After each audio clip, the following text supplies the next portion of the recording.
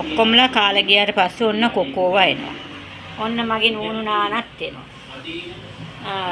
කොකෝ මෙන්න නෝරු. මෙන්න කොකෝ මෙන්න කොකෝ මොකෝ. අකෝ පරක්කෝ. වේලාසන එන්න ඕනේ නේ කන්නේනකොට වෙලාවට එන්න ඕනේ. You have to come the right time. Okay, no delay. දැන් ඉතින් යාට අලුත් කොලෙත් දාලා යට කන්න දෙන්න ඕනේ. අපේ අය ඔක්කොමලා කාලා බීලා ඉන්නේ.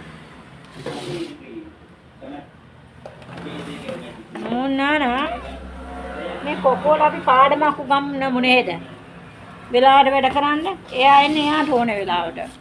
අපි ඉතින් ලෑස්ති පිටින් ඉන්න ඕනේ. කොකෝ කරමුද? අදත් පොඩ්ඩක් අල්ලමුද? ඔබේ කම්මුල බං. අපුවත් ගහනවා, ගැව්වොත් ගහනවා. අපි ගාන්නේ කියලා මේක දන්නවා.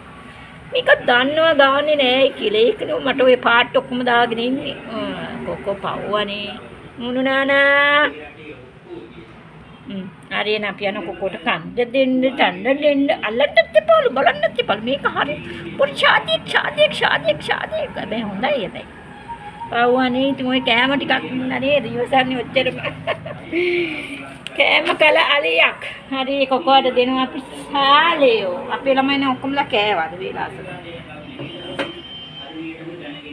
නූනු බලන නූනුගේ මාළු පංගුවෙන් තමයි මේ කොකෝට යන්නේ ඔව් නූනුට මාළුවේ කඩු වෙනවා කොකෝටේ මාළුව ඇඩ් වෙනවා නූනු එම දෙතන්නේ නෑ අනේ ඔයගලන්ට ඔක්කොම දෙනවා අඩපාඩුවක් කරන්නේ නෑ අනේ